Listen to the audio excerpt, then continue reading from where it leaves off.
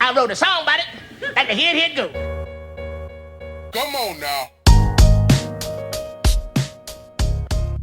Hello, and welcome to another episode of Wrote a Song About It. Like to hear it go. Today actually might be a pretty short episode. I kind of want to get into this, but it's really simple and straightforward, so I don't have a ton of explanation to get into. There's not a lot of like history around this. I just really like this, and I think I should share it with you. So back in 2022, I was in the middle of my master's program at Southern Utah University, and this was during my one of my audio recording courses in my master's program, and looking up the files, it actually reminded me. So this song I'm about to play actually does have a little bit of a story. It's real quick, real easy. So basically, this was part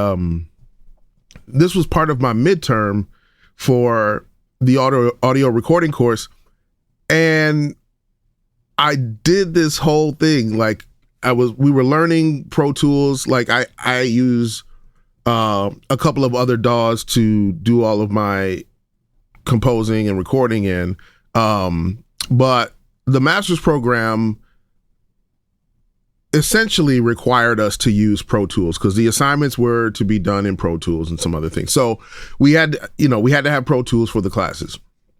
So we get to the midterm, we have an assignment.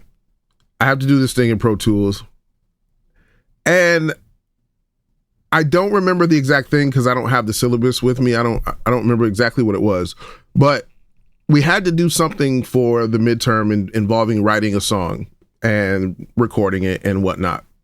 So me being all cocky is like, I got this. So I just throw together this nice little joint. It's funky. I'm feeling it. I'm like, yeah, all right. You know what I'm saying? I got this. Midterm smashed. Something tells me, go back and look at the requirements before you turn this in, just to be sure you got everything. I go back and look at the requirements. I have completely missed an entire portion of the requirements for the song. So the bit that I spent, I don't know how long I spent on this, but the bit that I spent X number of days burning up my midterm time writing and mixing and recording this song, wasted. So I had to turn around and start my midterm completely over from scratch. And what I'm not going to play is the final version of the midterm that I turned in. What I'm going to play for you is the song that I made as a botched form of my midterm that I couldn't even turn in. So I made it, was like, this is dope. I'm killing this midterm. Couldn't even turn it in. So I made sure to save it and not just chuck it. I was kind of irritated with myself, but I really liked it. So I didn't chuck it. I just moved it over to another file. I'm like, all right, well, I'll do something with this and maybe I'll find some use for it on my own. Now, genre wise, obviously you guys could tell I'm mostly hip hop and I do some singing and some kind of down tempo stuff and that kind of thing. But every now and again, I'll kind of trip onto like a groove and it'll kind of lead me down the path of another genre that I'm not really that well versed in. But I appreciate music. I love music. I have favorites of essentially all genres. Like I have favorite songs or favorite artists in just about every genre because I love music. So it's not, it's never been about like I only listen to, well, only when I was a teenager. When I was a teenager, I was hip hop and hip hop only. I didn't want to hear nothing else, no R&B, none of that stuff. Don't give me no rock music. Give me hip hop right now. I mean, to be fair, hip hop was brand new and it was just taking over the world. So it was justified, but in my teen years, nothing but hip hop. As I got a little bit older, I started to like, oh, wait, you know what? I do appreciate this. I appreciate these oldies that the samples came from. I appreciate this joint that this contemporary artist made.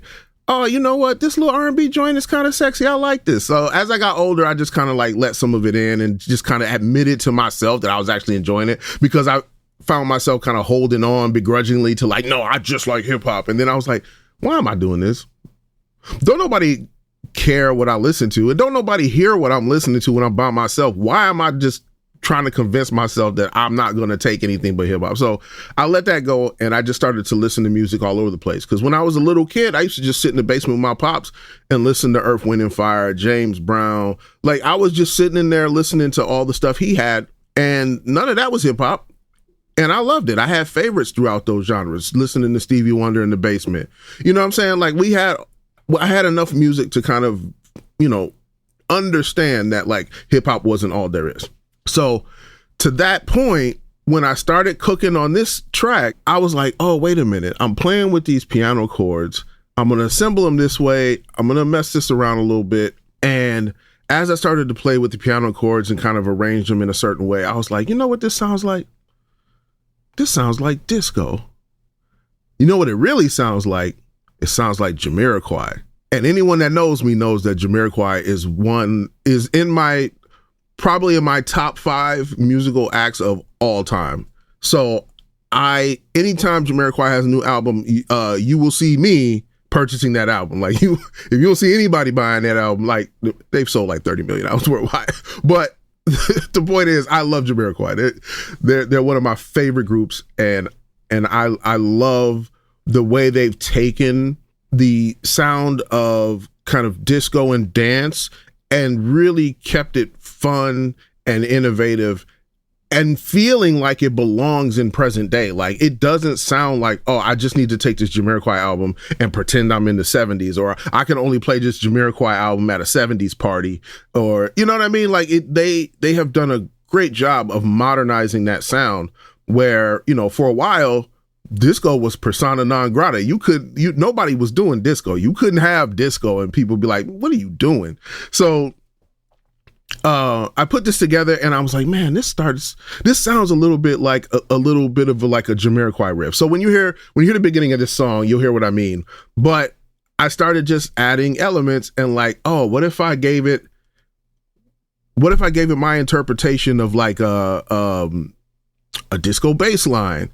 What if I threw some, I have a couple of plugins that do, like, I'm not a guitar player, but I do have a couple of plugins that simulate stylistic guitar playing. So I can essentially compose the note structure or the chord structure, and the plugin will simulate someone like strumming it. Even though I've written the chords, I don't play the guitar well enough to be like strumming and going up and down and noodling and stuff. I'm not that good at guitar. I can strum out a few basic notes to kind of get my sound out, which you'll hear later. But I was like, let me throw in some little funk guitar here. You know what? Let me find some strings and throw this in here. So I was just like toying around with different ideas to see if I could, get it to sound, disco-y, or make it sound like what I thought like Jamiroquai would make. So I get to toying around with drums, get to doing all this stuff. And by the time I got to the end of it, I was like, oh man, I like this.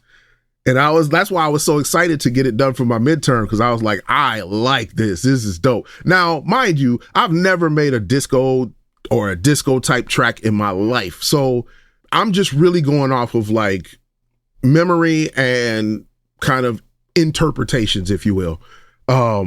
But I love how it came out. Just turns out I couldn't turn it in for my midterm. So I wrapped it up in a nice bow and I stuck it up on my Bandcamp. And I don't know that it's not like it really took off or anything, but I do know that like folks that heard it really liked it. And so I'm going to play it for you today. And hopefully you guys just hit me up. Let me know what you think. I'm curious to get your feedback as well, because I think I have tried to do this one more time and the magic had left. So I will probably share that attempt with you another time. But again, this comes back to my struggle with like songwriting and lyric writing. And like, I've been sitting on this track for a long time and I've never been able to conceptualize any kind of lyrical content to put to this. So yeah, I hope you get a kick out of it. It was fun to make. I don't know that like JK is going to be calling me to help produce the next album, but I'm just saying, I have a profound admiration for him, his songwriting, his band. And I never really had like a hate of disco. when I was a kid in the 80s, disco was just like, oh, well, nobody's doing disco anymore. So I never really got to form a strong opinion about disco. It was already past when I was a kid and started to recognize music. So let me shut up and I will play for you probably my one and only disco hit, Golden Glow.